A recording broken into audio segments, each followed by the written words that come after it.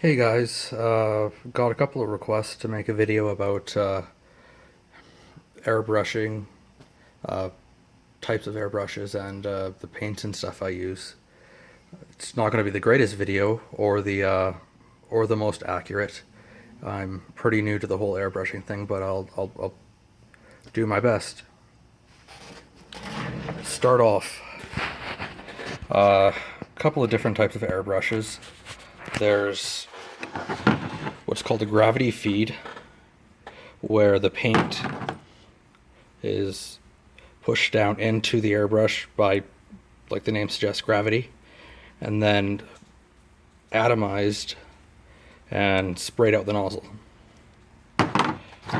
Siphon feed is completely different. It has an attachment at the bottom here where you hook up a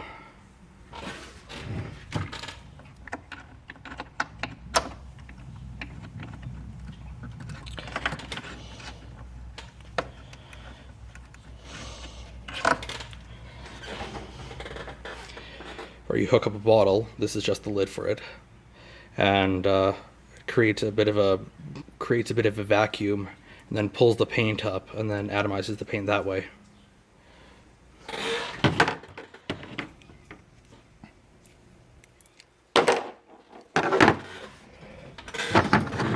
Some of the more basic information about airbrushing is there's two main, I guess, types of airbrushes, and how they atomize the paint, or how the air and the paint mixes and then gets sprayed onto whatever surface you're painting. There's internal mix, which is what every single airbrush artist that paints goalie masks or automotives or motorcycle helmets or anything like that uses. The paint and the air is mixed inside the airbrush, so yeah, it atomizes and then it gets sprayed out. An external mix, from what I've seen, I don't have one of those airbrushes, but from what I've seen, they're usually the siphon feed, but the bottle, the vacuum that sucks out the paint in this sucks out the paint to right at the tip of the airbrush, where the air will flow in through the airbrush and then mix with the paint outside the airbrush, thus the name external mix, and then atomizes and sprays on whatever surface you're painting. From what I've read, a lot of model makers or people that paint models use that type of airbrush. It's simple and it gets the job done.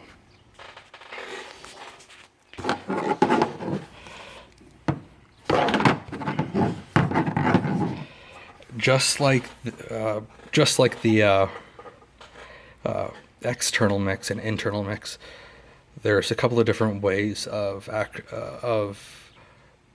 spraying the paint. There's what I use and what like the internal mix airbrush, almost every single masked painter will use. It's called a dual action trigger. The trigger right here. You press down for air, and then you pull back on the trigger for the paint. And how far you pull back on the trigger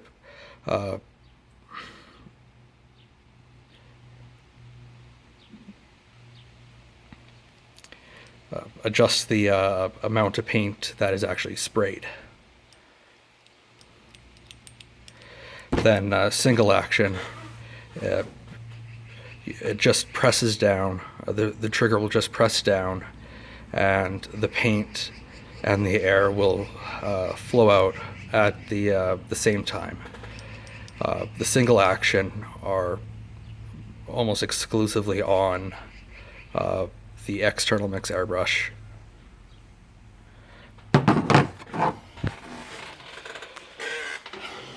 The parts that make up an airbrush, using a third airbrush that I have.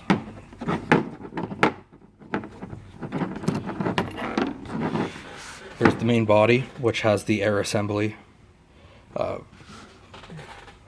You'll hook up the hose from the compressor right here, which let me start over with that. The air comes through here, sprayed through the body, and with the dual action, that's how the dual action trigger, that's how the air is released through to mix with the paint. The other pieces of an airbrush are the needle,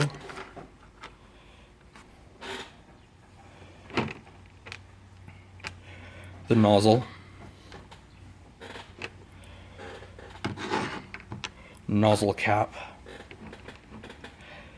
and this thing. Not exactly sure of the technical name, but it holds the nozzle in the airbrush, especially for this particular type of airbrush. Airbrushes have different sized needles and nozzles, which allow you to spray different thicknesses, different viscosities, different thicknesses of paints with different viscosities.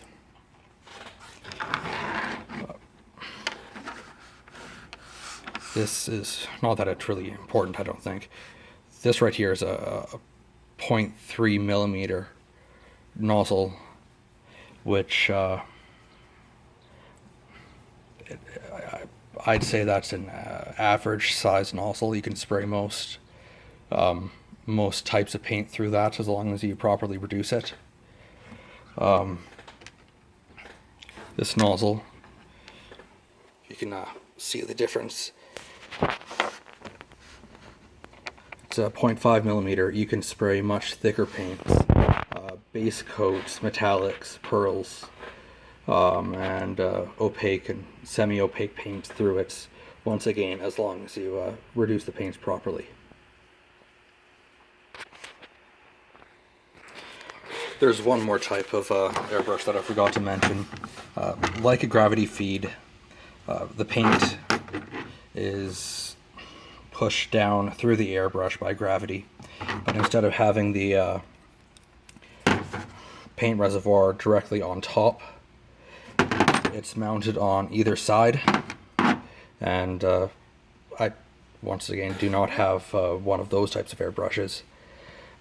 You can put the paint reservoir on the left or the right side of the airbrush, depending on. It makes it really easy for, or makes it a lot better for left-handed painters. Also allows you to see what you're painting a little bit better, instead of having the big paint jar in front of what you're painting. It's off to the side, allowing you much better visual to see for better detail, better painting, really.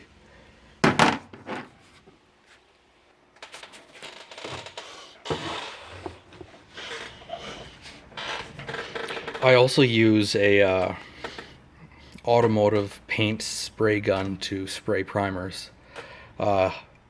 It's worked very well for me in the past. I've moved to an airbrush that you're able to spray the much thicker sealers and primers. So most likely retiring this for the time being. The main difference between a paint gun like this and an airbrush, apart from the obvious size, is the trigger. It's also a dual action airbrush or a dual action spray system where you pull down to release for airflow, then you pull back even more, and the paint is released. Mixes internally just like the airbrushes. Airbrushes do come with the trigger. I haven't seen basically every company makes one of them. Once again, I don't have one of those. I've seen people use them, and they definitely look intriguing. Apart from the trigger and the obvious size difference is the most important difference, and that's the volume of air that's needed to work these individual tools. An airbrush doesn't require a lot of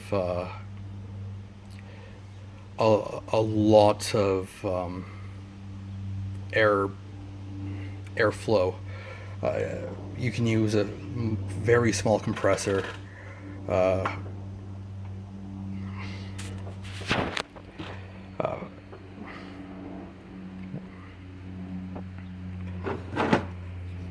Just because when you're spraying the paint,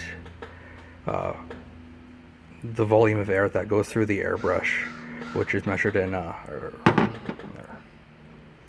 volume of air that goes through the airbrush, is just so minuscule that even just a small compressor like that will work perfectly for most any type of airbrushing. Using this, though, you need a much bigger compressor. If you look at the recommendations for any type of airbrush or paint gun, you'll see measurements in CFM, cubic feet per minute. That's probably the most important factor when choosing the proper compressor for your paint gun or your airbrush.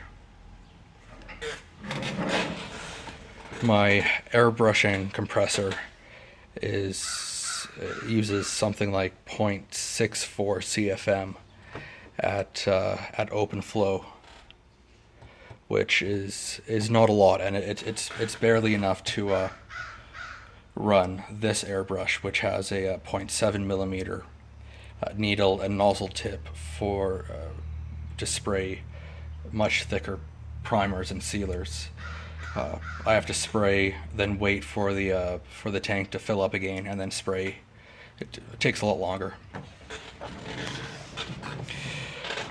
Recommendations for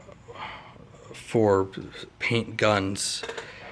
I found you can, if you're only airbrushing or only painting goalie masks, you can get away with a much smaller compressor that uses or generates, whatever the proper term is, much less CFM, or lot smaller quantity of air, or a lot smaller volume of air. If you're painting an entire car or car panels, you'll definitely need a very large 60-gallon compressor, just because you're constantly spraying, constantly using up the air in the compressor. While with an airbrush, it's just quick passes.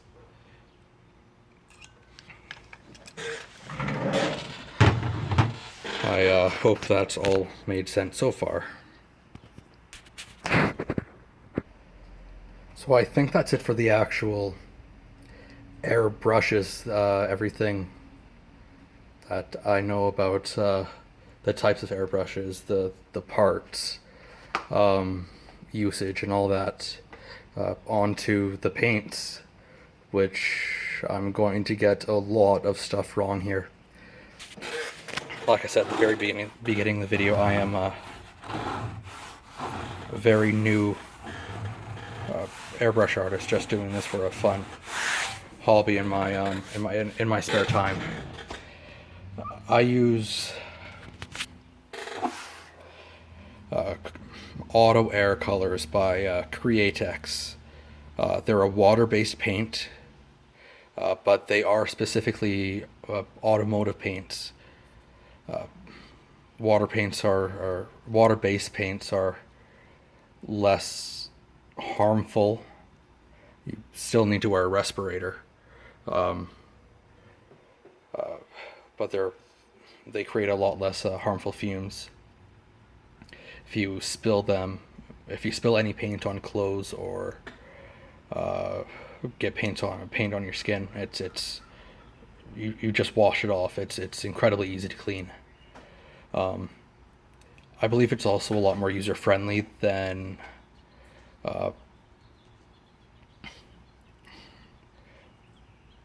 the other types of airbrush paints that better airbrush artists will use.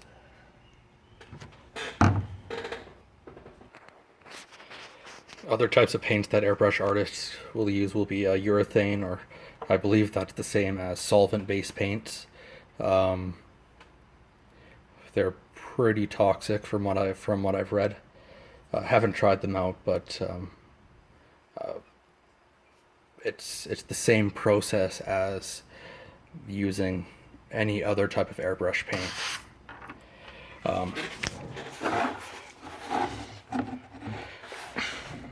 Airbrush paints have different thicknesses, and like I said earlier, different paints from pearl, metallic, semi-opaque.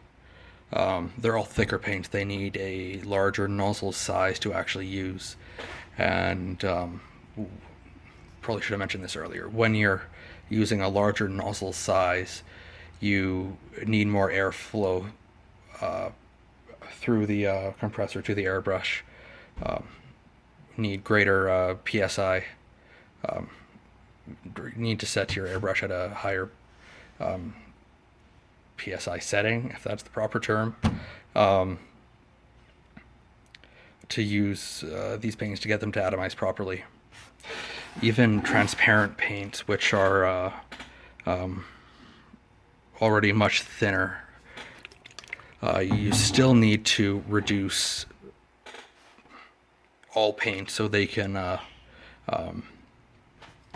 be properly sprayed through an airbrush.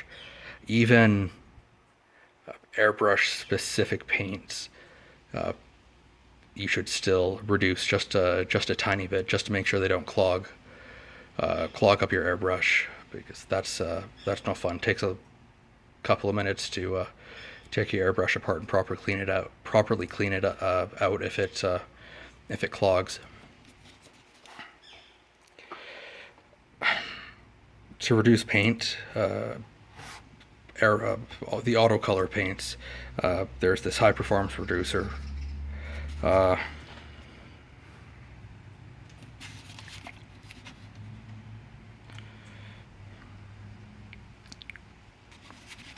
Just showing you the bottle here. It's saying this a lot, but it lowers the viscosity of the paint without watering it down, so it still has the same adhesion, and and unless you really overspray, it won't drip or run.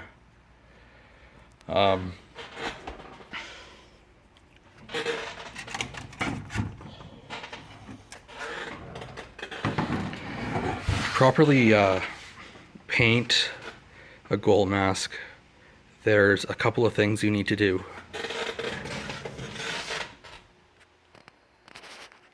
To properly paint a mask, you need to properly prep it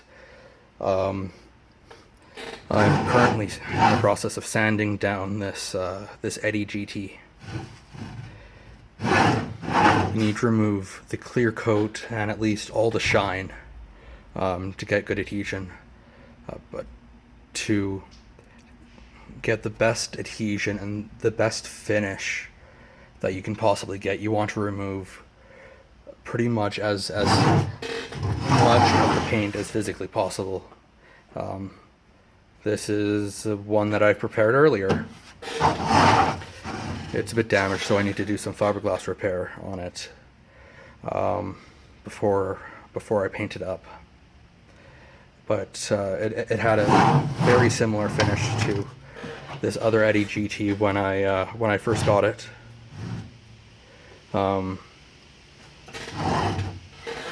Just use various grits of sandpaper to sand it down.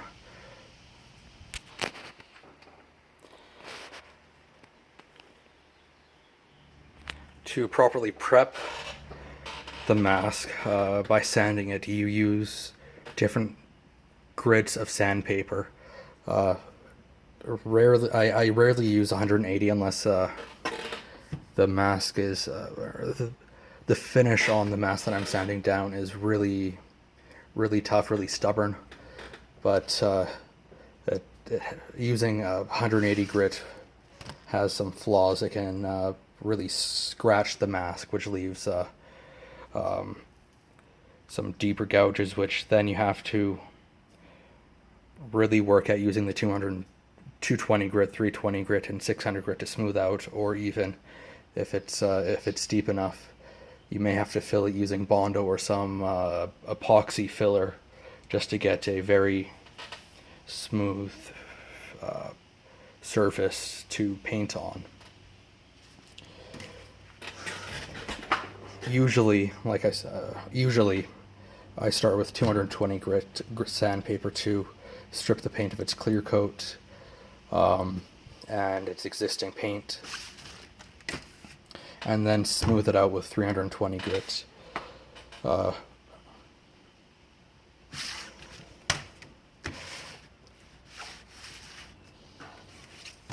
people that have kind of mentored me, tutored me in airbrushing, I say tutored, mainly answering dozens and dozens of fairly annoying question-filled emails, which I thank all those people for answering so thoroughly and so graciously. 320 is what I was told to finish with, but I find that using a little bit of 600 grit after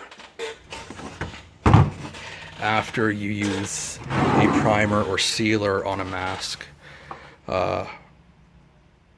actually that one is has a base coat on it. That's not a sealer. This is a auto air sealer. I haven't gone over it with 600 grit sandpaper. You can see it looks smooth, but it's not super smooth to the touch. So that's why I like sanding with 600 grit sandpaper to smooth it out completely. Just get the best surface for the paint to bond to, and for the best possible finish.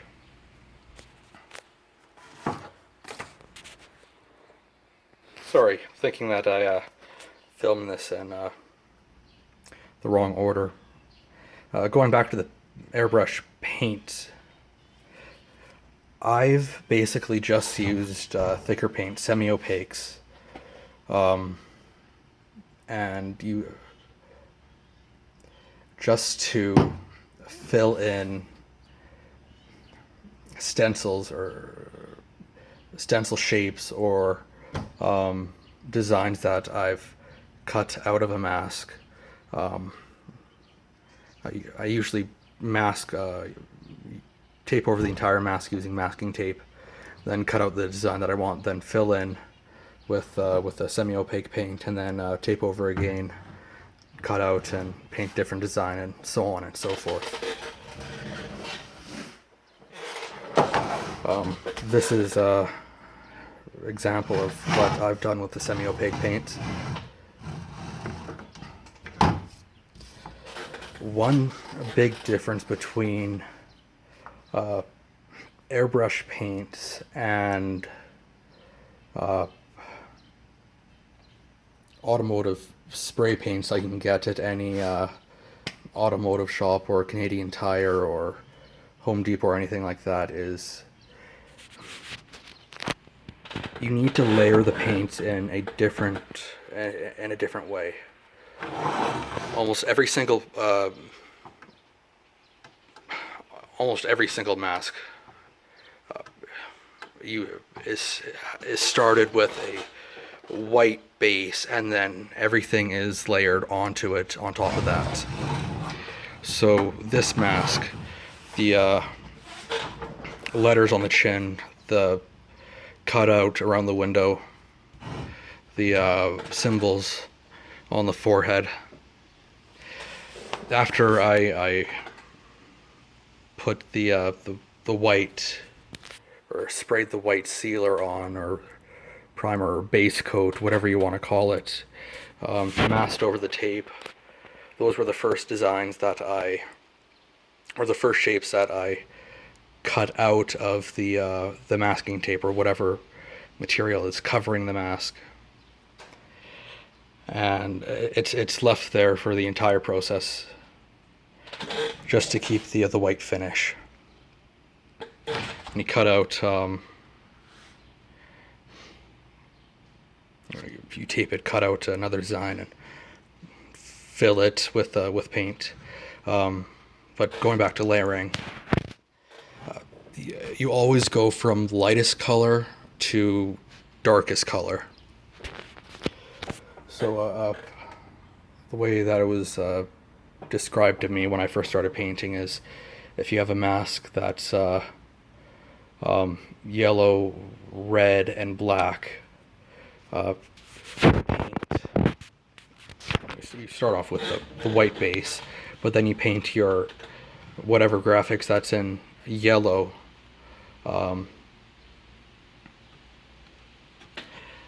then go to the darker color red, and then black.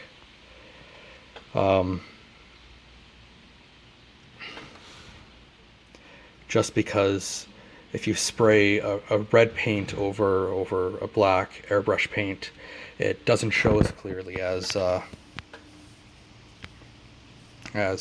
it would if you're using or if you're painting masks with automotive spray paint, if that makes any sense whatsoever.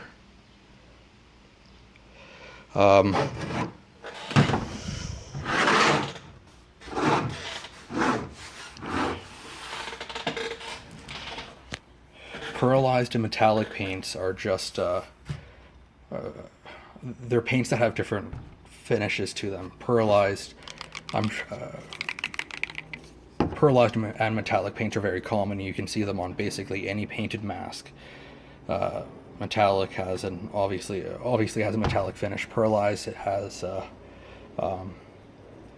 bit of a shiny, pearl finish to it.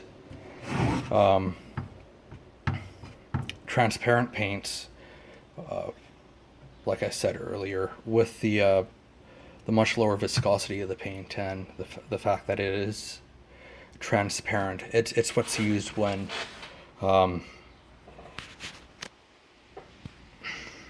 designs are, for example, ghosted onto a mask. If any of you remember Martin Broder's mask when he was with the Devils a couple of seasons ago, in his in the flames on the side and the chin, he had his MB30 logo ghosted. That would have been used with a transparent paint. Transparent paints are, I could be totally wrong here. I imagine that you would mainly use transparent paints for freehanding designs. but I have not tried any freehanding designs myself. I'm just learning and just having fun as I learn how to paint. It's a fun hobby, and if you have the chance, I highly recommend you try it. I think I've gone over everything that I've wanted to, everything that people have asked about. If there's any questions, or if I've made absolutely no sense whatsoever in this video, which I totally get and totally understand. Even that didn't make sense. Send me a message or just post in the comments. I'll do my best to answer, and I'm sure there's some much more experienced airbrush artists out there that can chime in on where I'm wrong, and add their own thoughts and takes on everything. Yeah, see you guys.